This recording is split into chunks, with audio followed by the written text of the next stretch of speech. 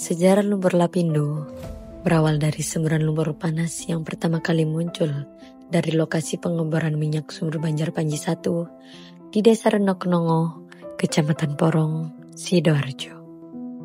Peristiwa itu terjadi pada 29 Mei 2006. Sumur ini dikelola oleh PT Lapindo Brantas, anak usaha dari PT Energi Mega Persada. Sejak itulah, bencana ini lebih dikenal publik sebagai lumpur Lapindo. Penyebab lumpur Lapindo masih menjadi bahan perdebatan hingga saat ini. Badan Penanggulangan Lumpur Sidoarjo merangkum dua dugaan utama. Dugaan pertama adalah semburan lumpur Lapindo terjadi akibat kecelakaan teknis saat pengeboran sumur Banjar Panji 1 yang dilakukan oleh Lapindo Brantas. Dugaan kedua menyebut bahwa penyebab lumpur Lapindo karena adanya remobilisasi tekanan tinggi di bawah tanah yang terdorong ke permukaan akibat aktivitas tektonik. Sesar Watu Kosek yang membentang dari timur laut ke barat daya disebut sebagai jalur yang memfasilitasi keluarnya lumpur. Teori ini dikaitkan dengan gempa di Yogyakarta pada 27 Mei 2006 yang terjadi 2 hari sebelum semburan pertama muncul. Semburan lumpur Lapindo pun perlahan menenggelamkan kawasan permukiman di 3 kecamatan, yakni Porong, Tanggulangin, dan Jabon. Berdasarkan data Badan Penanggulangan Lumpur Sidoarjo pada 2013, luas wilayah terdampak mencapai sekitar 601 hektar dalam kurun 7 tahun sejak awal semburan. Kurang lebih sebanyak 12 desa terdampak langsung oleh lumpur Lapindo. Akibatnya, 10.641 kepala keluarga kehilangan rumah.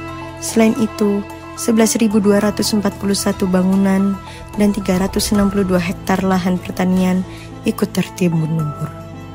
Kerusakan infrastruktur pun tidak terhindarkan.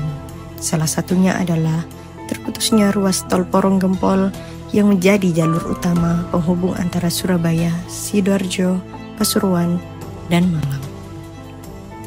Hingga saat ini, semburan lumpur masih bisa disaksikan dari atas tanggul di titik 21 yang berada di Kelurahan Siring, Porong. Bagi masyarakat Porong dan sekitarnya, lumpur Lapindo bukan sekedar bencana alam, tetapi juga bencana sosial. Puluhan ribu warga harus mencari tempat tinggal baru, serta mereka juga kehilangan mata pencahariannya. Ikatan sosial yang telah terbentuk selama puluhan tahun pun terputus, meninggalkan trauma yang mendalam.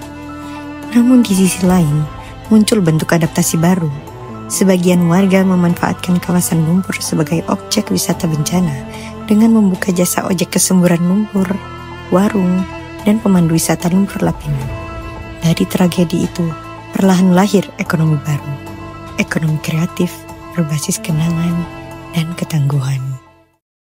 Saya atas nama Pak Aksan dari Desa Jatirejo. Kalau sebelum lumpur menyembur, pekerjaan utama Bapak itu apa? Saya dulu sebelum ada semburan lumpur pas Lapindo, saya dulu supir luar kota. Bagaimana perasaan Bapak melihat tempat yang dulu hijau sekarang menjadi daratan lumpur luas gini, Bapak? Sangat menyesal sekali dengan kejadian ini. Karena apa? Dulu di desa kami itu desa yang subur makmur, ramah tamah, kemudian usaha-usaha kecil lancar. Tiba-tiba kena lumpur Lapindo, ya gimana lagi ya? Saya nggak bisa membayangkan. Sekarang jika bisa berbicara pada generasi muda Indonesia, pesan apa yang ingin Bapak sampaikan tentang peristiwa ini? Pesan utama yang saya sampaikan inginnya ke pemuda-pemuda masyarakat supaya lebih berhati-hati atau lebih waspada untuk menjaga keindahan desanya masing-masing sekian titik agar supaya tidak terjadi fenomena lumpur seperti ini.